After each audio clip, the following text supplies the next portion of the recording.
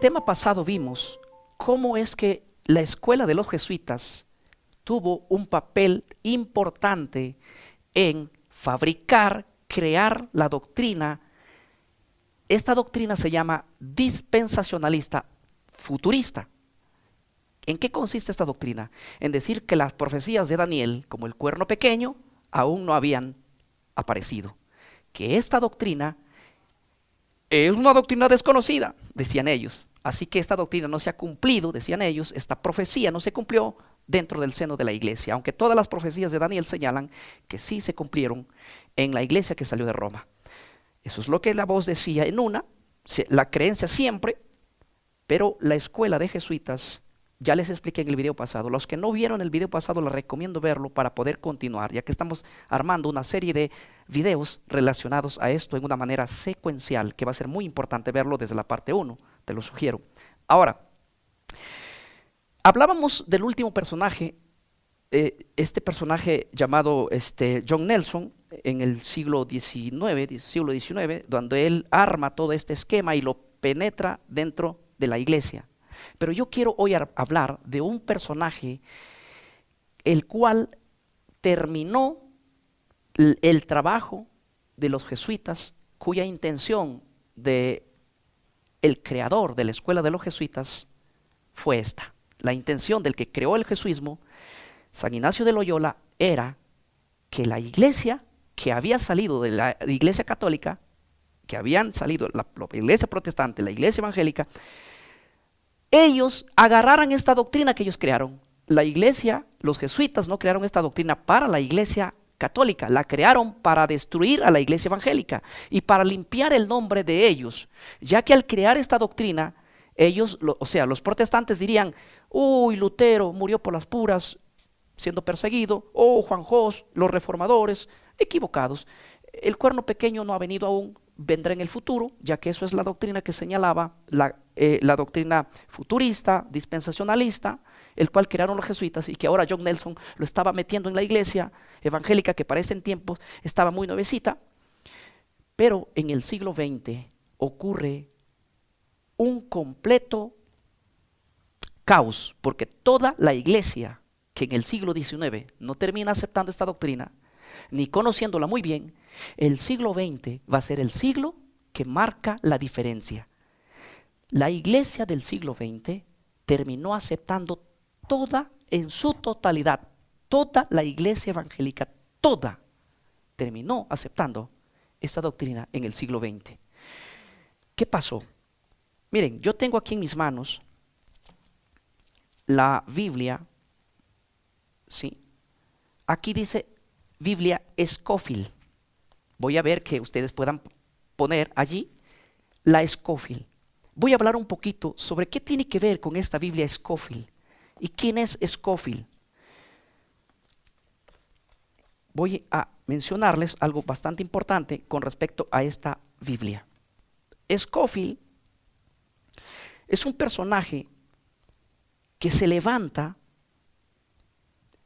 en el siglo, a finales del siglo XIX, y él acepta la doctrina de John Nelson, acepta la doctrina que habían creado los jesuitas, en otras palabras.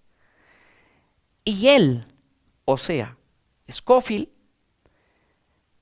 tiene una gran ayuda de parte de la iglesia católica, tiene una gran ayuda para que él pueda influenciar con esa doctrina dentro de la iglesia evangélica. Para esos entonces, Scofield lo andaba muy bien económicamente hablando, había salido de la cárcel, no era cristiano todavía después de salir de la cárcel. Les cuento que nunca abandonó el alcohol, así por decirlo, pero de alguna manera este Scofield logra tener un nombre muy conocido dentro de la iglesia evangélica, influente, porque sinceramente tenía ganas de hablar y de predicar, y en esos tiempos él se hace famoso porque empieza a hablar de esta doctrina, que para ese entonces había un periódico llamado, bueno, no recuerdo el nombre ahora, pero el que dirigía el periódico es Ivry, un personaje que para ese entonces había plasmado en ese periódico la novedad de que Cristo vendría en un rapto. Y a la gente le gustó mucho de que esta doctrina era novedosa, porque nunca se había escuchado, porque nunca se había enseñado, como les estoy diciendo, tal y conforme, porque esta doctrina fue creada dentro de la colegiatura de jesuitas.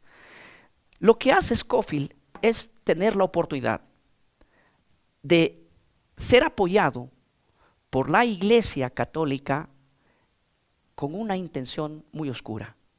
Vamos a promover una Biblia, pero vamos a plasmar el significado de toda nuestra doctrina, la que estamos promoviendo, dentro de esa Biblia. Y miren acá, para ese tiempo no existía la Reina Valera 1960.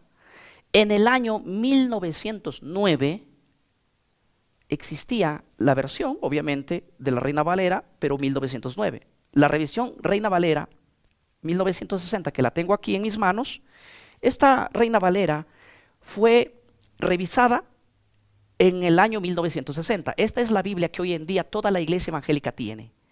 Donde vayas, la Reina Valera es la Biblia más influyente del siglo XXI. Pero yo les voy a decir algo.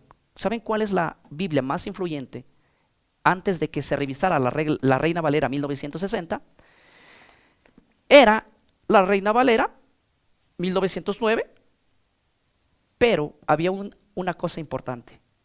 Había que fabricar dentro de esa Biblia la primera Biblia con comentario, la primera Biblia que tenía Biblia con estudio.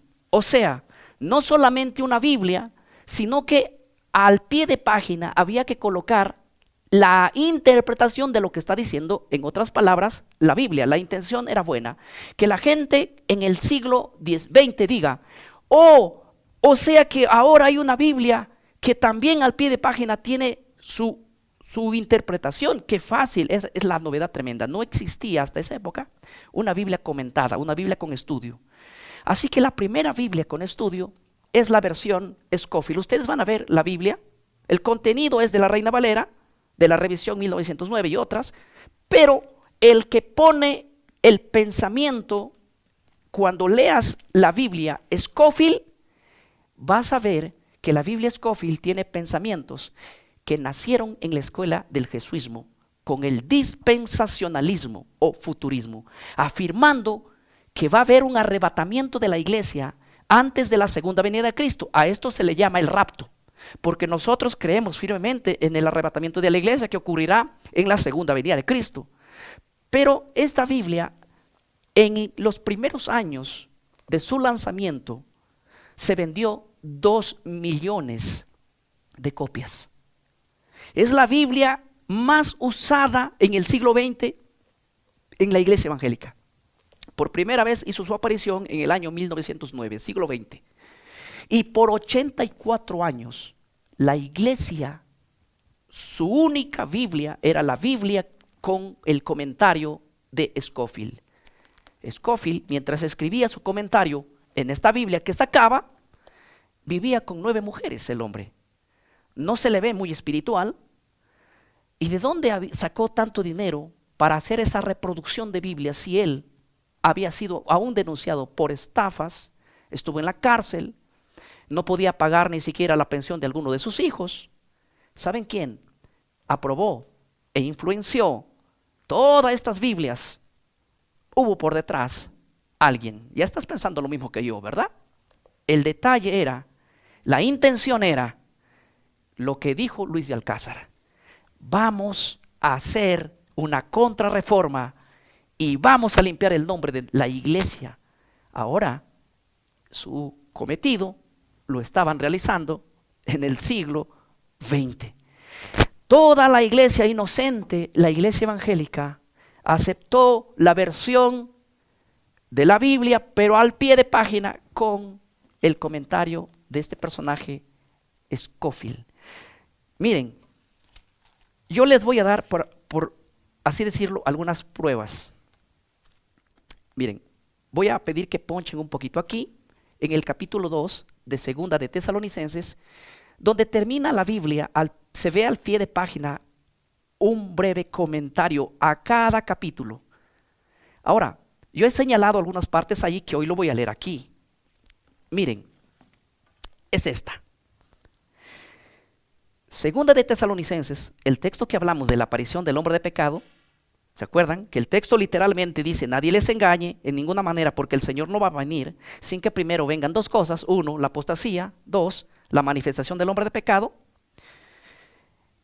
Aquí se plasma por Scofield el pensamiento del jesuismo, diciendo que este acontecimiento va a suceder antes de la segunda venida de Cristo.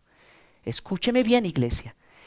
Este pensamiento no es la interpretación de la iglesia por 19 siglos antes de la llegada de este hombre llamado John Nelson, el cual él es el que penetra esta doctrina a la iglesia, pero el que la difunde a toda la iglesia en el siglo XX y la convierte en dispensacionalista es esta versión, una versión muy peligrosa.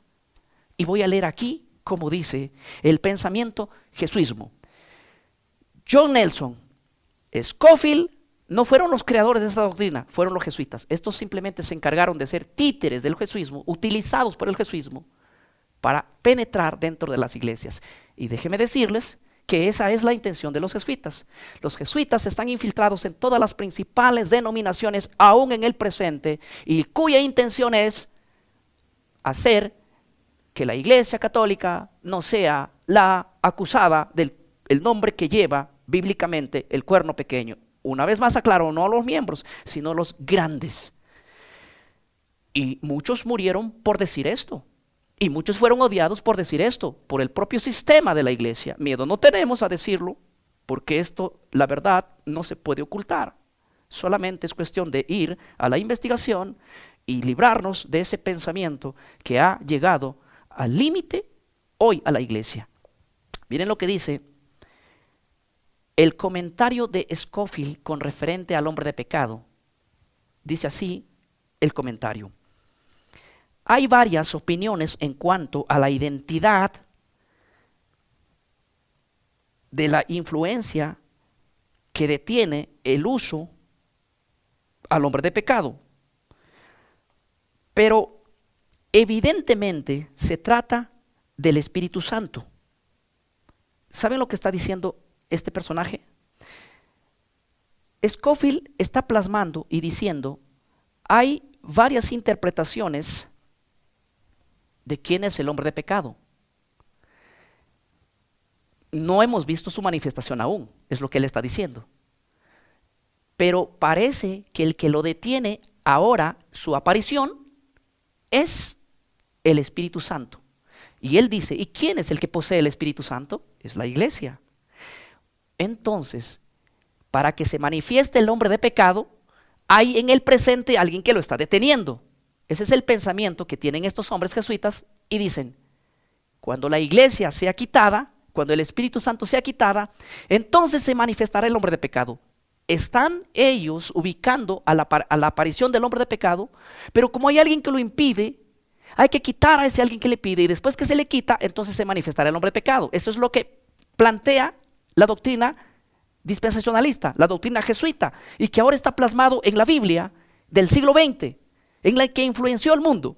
Es por eso que cuando yo hablo con cada uno de mis hermanos que creen que va a haber un rapto secreto antes de la segunda venida de Cristo, antes de la segunda venida de Cristo, y dicen: la iglesia tiene que ser quitada, porque la iglesia en el presente, en pleno siglo XXI, está impidiendo la manifestación del hombre de pecado. Es por eso que tiene que haber un arrebatamiento para que recién se manifieste el hombre de pecado. Pero la Biblia no dice eso. La Biblia dice: nadie les engañe de ninguna manera, porque no vendrá el Señor sin que primero aparezca la apostasía y la manifestación del hombre de pecado. Lo que la Biblia dice arriba, abajo en el pie de página es contradecido por el propio escritor de la Biblia, Scofield. Pero ¿cuándo es que surge este pensamiento? ¿Quién fue el fabricador de este pensamiento de que primero tiene que quitarse lo que obstaculiza la manifestación del hombre de pecado? Si bien es cierto, segunda de Tesalonicenses capítulo 2, dice así el versículo 7: porque ya está en acción el misterio de la iniquidad. Nota que en el primer siglo ya estaba la acción. Primer siglo. Dice así: solo que hay en el presente alguien que lo detiene.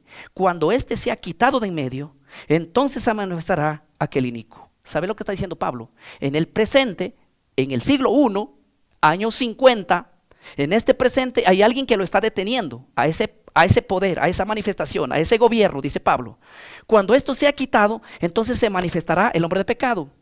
Pero ¿quién es lo que impedía la manifestación del hombre de pecado? En 2 de Tesalonicenses 2, ¿qué es lo que Pablo ve que impedía aún la manifestación del hombre de pecado? Ellos no decían que el que impide la manifestación del hombre de pecado era la iglesia y había que ir a la iglesia y después vendría el hombre de pecado. No, Pablo le dice a los tesalonicenses: no les engañe nadie, porque el Señor no vendrá sin que primero venga la apostasía y se manifieste el hombre de pecado. Entonces Pablo no es el causante, y nunca enseñó Pablo que la iglesia tenía que ser arrebatada primero para después ser la aparición del hombre de pecado. Para Pablo y para toda la iglesia de los primeros siglos, el que impedía la manifestación del hombre de pecado no era la iglesia. Así que este pensamiento es creado muchos años después de la Reforma Protestante, por la inteligencia de los jesuitas, y ahora la iglesia lo ha aceptado. Y tristemente, cuando Scofield da su interpretación, no cita ningún verso, porque no existe ningún versículo bíblico que diga que el hombre de pecado se va a manifestar después del arrebatamiento de la iglesia. No existe ese verso, no lo busquen. Y es por eso que ahora yo cuestiono la fe de vos. ¿Te has preguntado tú en qué parte de la Biblia dice que el Señor vendrá por su iglesia 7 años antes de la segunda venida? ¿En qué parte de la Biblia dice que estamos esperando 2 venidas? Una venida para llevar 7 años antes a la iglesia y otra segunda venida después. Porque esta es la creencia que hoy día la iglesia repite. El Señor viene en 2 fases. Mentira, nadie ha creído eso. El Señor viene una vez más, segunda venida. Me voy pues a preparar lugar para vosotros, y cuando me fuere vendré otra vez y os tomaré conmigo, os llevaré conmigo. Hebreos 9:28. El Señor vino una vez para morir por nuestros pecados y volverá por segunda vez para salvar a los que lo esperan. Fácil, sencillo. No hay 2 venidas, hay una única venida en el contexto de salvación, una única venida. No hay 2 venidas. Pero entonces la pregunta es: ¿qué es lo que impedía la manifestación del hombre de pecado en el siglo I? Vamos a ver qué creían los primeros cristianos. Dice, voy a citar aquí una fuente, es la Enciclopedia Británica. Pueden ustedes consultar en la página 60 de la Enciclopedia Británica el artículo El Anticristo. Mira lo que creían los primeros cristianos en la mente de ellos. La Enciclopedia Británica dice que la creencia de los primeros cristianos en lo referente al que impedía, el obstáculo que impedía la manifestación del hombre de pecado, era que dicho obstáculo era el Imperio Romano y el emperador a la cabeza. La Enciclopedia Británica está diciendo que todos los cristianos primitivos, habló siglo II, siglo III, siglo IV, siglo V, tenían un pensamiento: el que impide que el hombre de pecado gobierne en esta época es Roma. Cuando Roma caiga, después de la caída de Roma se manifestará el hombre de pecado. Para ellos, el que impedía la manifestación del hombre de pecado no era la iglesia. Este es un pensamiento del siglo XX que fue puesto en la iglesia y plasmado en la versión Scofield, creada por jesuitas después de la Reforma Protestante. Miren lo que dice esta fuente, Jerónimo. Jerónimo decía que la enseñanza de Pablo es que dicho obstáculo era el Imperio Romano y el emperador. Él dijo lo siguiente, aquí va a citar Jerónimo a las palabras de Pablo. Si Pablo hubiera dicho con nombre y apellido quién era el que obstaculizaba la manifestación del hombre de pecado, Pablo hubiese cometido imprudentemente una persecución. Pablo sabía quién es el que impedía la manifestación del hombre de pecado, según Jerónimo: el Imperio Romano. Pero ¿por qué no lo dijo? ¿Saben por qué? Porque se hubiera declarado enemigo de Roma, diciéndole a Roma que hay otro que va a gobernar después de ellos. Y aquellos se creían invictos y que nunca iban a ser destruidos. Tenían atemorizados a todos sus enemigos. Y así que Pablo, al decir que Roma impedía la manifestación del hombre de pecado, era como una traición a la patria en esa época. Así que Pablo, aunque dijo que hay alguien que en el presente detiene la manifestación del hombre de pecado, no dijo quién lo era. Pero los cristianos primitivos, alumnos de Pablo, que son los padres de la iglesia, ellos sí lo vienen a decir que es el Imperio Romano, como Jerónimo. Justino Mártir, en su libro Apología, dice lo siguiente. Justino Mártir decía lo siguiente: el que impide la manifestación del hombre de pecado es el Imperio Romano, que cuando el Imperio Romano caiga, se manifestará el hombre de pecado. La fe de nuestros padres, página 19. Miren lo que dice Ambrosio de Milán. Ambrosio de Milán dijo que dicho obstáculo era el Imperio Romano con el emperador a la cabeza, y que después que fuese quitado de en medio el César de Roma, se manifestaría el hombre de pecado. De hecho, las mismas palabras son repetidas por Newton y citadas por Newton también como validando el testimonio de los primeros cristianos. Ponga atención a esto. Crisóstomo dice, este líder cristiano enseñó lo mismo. Él dijo lo siguiente: uno puede preguntar, ¿qué es lo que detiene la manifestación del hombre de pecado? Respuesta: es el Imperio Romano. Cuando esto desaparezca, entonces vendrá el hombre de pecado, porque mientras dure el temor de la gente hacia el emperador de Roma, nadie se ensalzará por sí solo. Pero cuando el emperador desaparezca, entonces el hombre de pecado se manifestará e intentará gobernar el reino de Dios y de los hombres. Crisóstomo, en su libro Homilía, página 388 y 389. Miren que estos cristianos primitivos todos están repitiendo que el que impedía la manifestación del hombre de pecado, que no ha surgido aún, era Roma. Y Daniel 7, 23 y 24 dice lo mismo, porque dice que la cuarta bestia es un cuarto poder en la tierra. ¿Y quién es la cuarta bestia? Roma. Y que ustedes van a ver que el surgimiento del cuerno pequeño es después de la caída de la cuarta bestia, porque la cuarta bestia se dividió en 10. Roma cayó en el año 476 después de Cristo, y solo después de su caída surgieron 10 tribus. Y solo en medio de esas 10 tribus surgió un cuerno pequeño. Este cuerno pequeño termina gobernando sobre esas naciones que vienen a ser los suevos, los visigodos, los anglosajones, los francos, los alemanes, los burgundios, los zambardos, los vándalos, los celos, los ostrogodos. Esas 10 naciones, el único que gobernó sobre ello, en que Roma se dividió en aquel entonces, el único que tuvo el dominio fue el poder mismo que salió de ahí. La iglesia fue la que terminó gobernando desde el 538 hasta la Revolución Francesa. 2 años después de haber comenzado la Revolución Francesa, para ser exacto, año de 1798. Hay que considerar este punto, esto lo voy a tocar en otro tema, pero ellos, o sea, los cristianos primitivos, ellos sabían exactamente el cumplimiento de la profecía de Daniel capítulo 7. Ellos no eran futuristas, o sea, no ubicaban la aparición del hombre de pecado en un futuro lejano después que la iglesia sea arrebatada. No. Ellos ubicaban que en cuanto Roma caiga, entonces se levantaría el hombre de pecado. Miren lo que dice el historiador Eliot.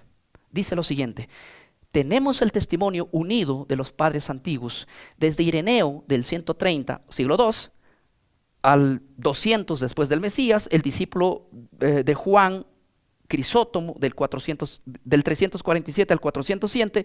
Tenemos el testimonio también de Jerónimo del 331 al 420. O sea, lo que está diciendo el historiador Elton, está diciendo lo siguiente: todos estos tenían un pensamiento unánime, que cuando el poder de Roma caiga, se manifestará el hombre de pecado. Tal como dice Daniel, cuando la bestia, la cuarta bestia, se divide en 10, entonces en medio aparecerá el hombre de pecado. La misma interpretación que yo les presento hoy, esta interpretación es una interpretación desde el siglo II que se hizo. Siglo III, siglo IV, siglo V, siglo VI, hasta el siglo XVI. En el siglo XVII ya empieza a crearse otra postura, hasta que llega el siglo XVIII y siglo XIX, cuando John Nelson empieza a poner una nueva doctrina, pero no creada ni creída por los padres de la iglesia, ni por la iglesia primitiva, ni por los reformadores, sino que él penetra una creencia nueva que había sido fabricada estratégicamente macabramente dentro de la escuela de los jesuitas para limpiar el nombre de la Iglesia Católica y decir que pobrecitos, ellos son inocentes y que ellos no tienen que cumplir ningún papel del cuerno pequeño, cuando hay gran historia a través de todos los años, que esa era la interpretación que hacían todos unánimes. Ahora, el siglo XX, la Biblia, con su comentario de Scofield, puedo llamarlo así porque la Biblia lleva el nombre de la Scofield, porque aquí está plasmada lo que Scofield colocó. Pero estos pensamientos de Scofield simplemente es un títere, porque el pensamiento original viene de los jesuitas. El creer que hay un rapto antes de la manifestación del hombre de pecado, porque es la iglesia que está impidiendo la manifestación del hombre de pecado, es una doctrina jesuita. Así como lo escuchan, es una doctrina jesuita. Esa no es la creencia de la iglesia. Entonces tú tienes que tomar una decisión ahora mismo. O seguir creyendo como se ha creído a través de los años, o seguir creyendo como está profetizado en Daniel capítulo 7, o también puedes creer que va a haber un rapto de la iglesia antes de la segunda venida de Cristo, dividida por 7 años, y que la iglesia no va a tener un encuentro con el anticristo, y que se va a ir por el fin de no encontrarse con él. Esa doctrina es una doctrina jesuita. Y lo peor triste es que cuando tú hablas de estas doctrinas, te dicen: uy, tú eres un adventista, seguidor de Elena de White. Yo soy pastor de la iglesia evangélica.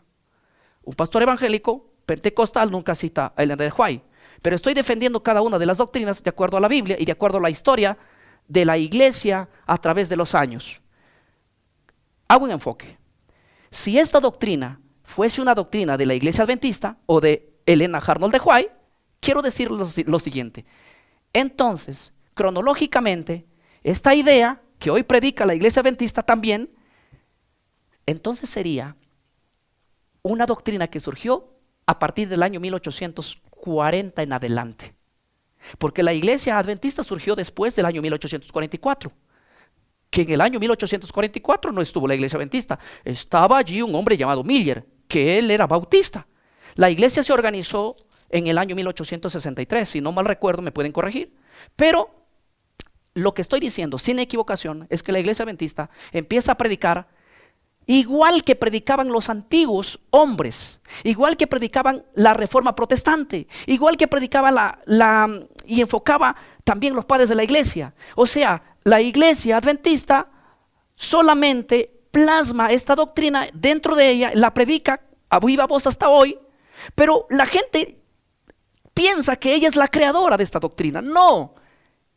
Y por eso es que cuando uno de nosotros, un predicador como yo, siendo evangélico, predica esto, nos dicen: ahora te volviste adventista. Para decir eso, hay que señalar entonces que si todo aquel que predica que el cuerno pequeño es la iglesia que salió de Roma, entonces todo aquel que predica eso, entonces tendríamos que atribuir que es adventista. Entonces tendríamos que decir que los padres desde el siglo II de Ireneo hasta Jerónimo eran adventistas, porque ellos predicaban esto. Entonces hay que decir que Lutero, Calvino, Wycliffe, los reformadores, toda la lista de reformadores como Juan Calvino, Tomás Cranmer, John Thomas, Cathermotter, Martín Lutero, Isaac Newton, Zwingli, Juan Hus, Charles Wesley, Adam Clark, o sea, tenemos la lista de todos estos personajes. Entonces diríamos entonces que Lutero era adventista. Pero si Lutero no está viviendo en el siglo XIX, Lutero está viviendo en el siglo XVI. Esto a veces decimos nosotros desde un punto de la ignorancia. Decimos esto y queremos simplemente zafarnos. Pero yo insto a todas las iglesias que creen en la misma línea que creía Lutero, que creían los padres de la iglesia. Esta línea se llama el historicismo. Yo les recomiendo escuchar a cada uno de ustedes, a predicadores que no vengan de la línea ni preterista, que fue creado por los jesuitas, Luis de Alcázar, ni vengan escuchando a predicadores que vienen en la línea de futurismo o dispensacionalismo creada por los jesuitas después de la reforma protestante. Escuchen a todo predicador de profecía que sigue la línea historicista, y en la línea historicista hay pocos predicadores, pero muy buenos, que todavía no se han dejado contaminar por la doctrina de los jesuitas. Y dentro de los predicadores que predican, valga la redundancia, el historicismo ahora, la más influyente sí es la iglesia adventista, y hay que reconocerlo en este sentido. En este sentido no vamos a hacer ningún detalle negativo con respecto a la iglesia. Ahora, lo que estoy aclarando es simplemente que la iglesia adventista no tiene que ver nada con este pensamiento. No se le atribuye a ellos como los creadores del historicismo, porque la creación del historicismo, de la línea interpretativa a través de la historia, ya ha sido plasmada. Y el pensamiento, una vez más digo, es tremendo. Ahora voy a terminar esta secuencia, este tema. Todavía continuamos, pero quiero en el próximo video voy a leer cómo Scofield dice que hay un arrebatamiento de la iglesia antes de la segunda venida de Cristo. Pero escúcheme bien, no cita ningún pasaje de la Biblia. Simplemente pone el pensamiento. ¿Y por qué la iglesia termina aceptando eso? Entonces, nos encontramos en el próximo video. No te lo vayas a perder, ya que ese video es crucial para entender la Biblia comentada por Scofield, que va a plasmar su pensamiento dentro de esta Biblia con estudio. Y es una Biblia que hoy ya no tiene la influencia, porque hoy ha sido reemplazada por la Reina Valera 1960. Esta es la versión de la Biblia que hoy utiliza toda iglesia evangélica. Pero en el siglo XX, esta era la versión que todas las personas tenían, y que al leer arriba la Biblia, leían abajo el pensamiento jesuita y terminaban aceptándolo ambas, porque en el siglo XX, principios del siglo XX, no había la tecnología, no había las fuentes que hoy podemos consultar. Que Dios los bendiga, hermanos. Nos encontramos en el próximo video.